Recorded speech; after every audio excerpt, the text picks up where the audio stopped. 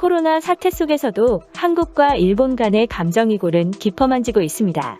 한국에서는 얼마 전 불매운동의 여파로 이제는 무의식 중에 일본 제품을 꺼리는 사람들도 나타나고 있는데요. 별다른 불매운동이 없었던 일본 또한 한국 제품의 구입률이 과거보다 30%가량 감소했다고 합니다. 현재는 일본이 도쿄올림픽 공식 홈페이지에 독도를 일본 땅인 것처럼 표시해놔서 갈등이 커지고 있는데요. 독도 표시에 대해 우리나라가 강력히 항의했지만 일본 또한 한국의 주장을 받아들일 수 없다며 맞서고 있는 상황이죠. 황당하게도 일본은 2018년 평창올림픽 당시 한반도기에 그려진 독도를 가지고 올림픽 정신에 반한다며 우리나라에 항의한 전적이 있었는데요. 당시 우리나라는 일본 측의 항의를 수용해 한반도기에서 독도를 지웠음에도 불구하고 현재 일본은 언제 그랬냐는 듯 태도를 바꿔 자국의 지도에 독도를 띄워넣고 있습니다. 일본의 뻔뻔한 말 바꾸기에 정말 황당한 감정이 드는 것 같은데요. 이에 누리꾼들과 일부 정치권에서 일본 올림픽 불참을 거론하는 등 일본에 강경하게 대응하고 있을 뿐만 아니라 일본 기업이 한국인을 야생동물로 취급한 사건, 와사비 테러 사건, 물 사기 사건과 같이 과거 일본이 한국인들을 대상으로 저질렀던 만행 등이 다시 수면 위로 떠오르고 있습니다. 일본의 부동산 대기업인 후지주택은 직원 교육을 빙자해 2년이 넘는 기간 동안 한국인 혐오 문서를 전 직원에게 배포했었는데요. 후지주택이 직원들에게 배포한 문서에는 한국인은 야생동물과 같다. 한국의 교활함이나 비열함, 거짓말 행태는 세계에서도 유례를 찾을 수 없을 것. 일본과는 반대로 한국과 북한은 뇌물을 당연시하는 민족성이 있고 뇌물을 주고받는 것이 전통이라는 말도 안 되는 내용이 들어 있었습니다. 심지어 직원들에게 해당 문서를 보고 감상문까지 쓸 것을 지시하기도 했는데요. 이에 후지주택의 직원으로 근무하고 있던 제1한국인 3세 여성이 분노하여 소송을 제기하였고 오랜 시간의 법정 다툼 끝에 결국 오사카지방재판소가 후지주택의 행위가 사회적으로 허용할 수 있는 한도를 넘었다며 제1한국인 3세 여성의 손을 들어주어 사건이 마무리되었습니다. 하지만 처벌은 고작 1228만 원을 배상하는 수준에서 끝나 네티즌들이 몰려가 처벌이 약하다며 항의 댓글을 남기기도 했었습니다. 일본의 와사비 테러 사건도 많은 한국인들의 분노를 일으켰었는데요.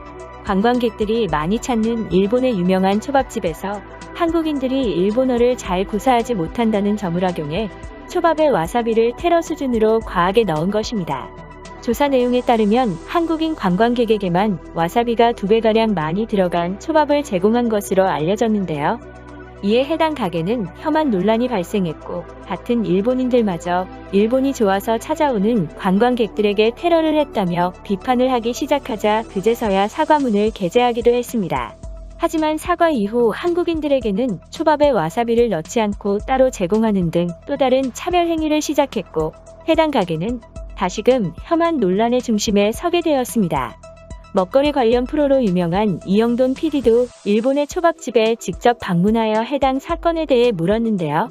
이 PD가 왜 다른 사람들 초밥에는 와사비가 들어있는데 자신의 초밥에는 와사비가 안 들어있냐고 묻자 가게 주인은 회사 방침으로 외국인들에게는 와사비를 넣어주지 않는다고 말하기도 했습니다. 와사비를 많이 넣었다고 비난을 받으니 어린아이 같은 심보를 가지고 와사비를 아예 넣지 않은 것이죠. 이러한 초밥집에 대처해 일본인들도 비난을 퍼붓기 시작하자 한국인 네티즌들은 가게가 곧 망할 것이라고 추측하기도 했지만 네티즌들의 예상과는 정반대로 해당 가게는 호황을 맞이하게 되었습니다. 혐한 논란이 발생한 후에 한국인들이 더 많이 찾아왔기 때문인데요. 해당 가게가 화제가 되면서 SNS에는 해당 가게를 방문하고 인증샷을 올리는 한국인 여행객들이 많아졌다고 합니다.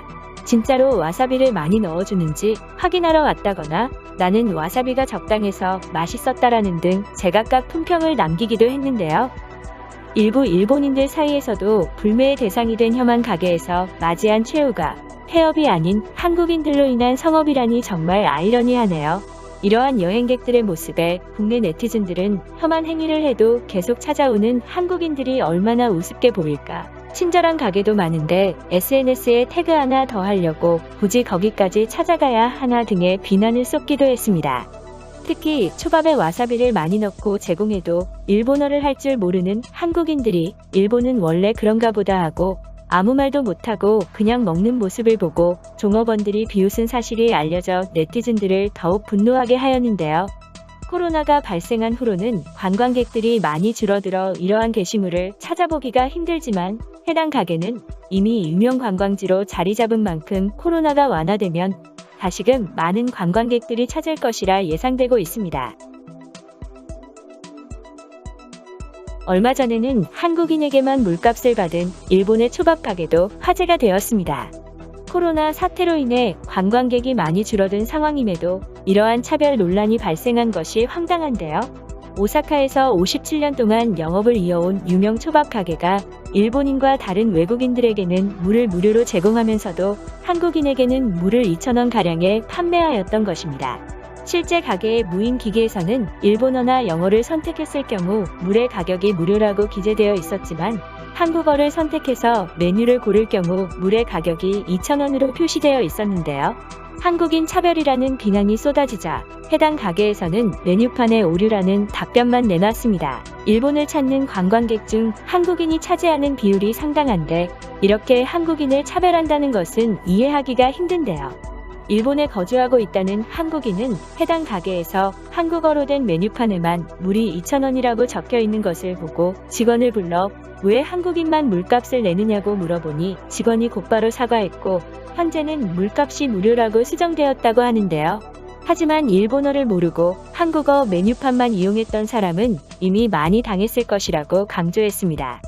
물 가격이 2,000원이라고 기재되어 있어도 일본어를 잘 못하는 한국인 관광객들의 경우 일본은 원래 이런가 보다 하고 비싼 가격에 물을 사 먹을 수밖에 없는 것이죠. 현재 일본 도쿄올림픽의 독도와 우길기 문제가 심각한데요. 국제올림픽위원회에서는 과거 평창올림픽 당시 일본의 요구에 따라 스포츠에 정치가 개입해선 안 된다며 한반도기의 독도를 문제 삼았지만 현재 일본의 독도 표기와 우길기에 대해서는 문제로 취급하지 않고 방치해두고 있습니다.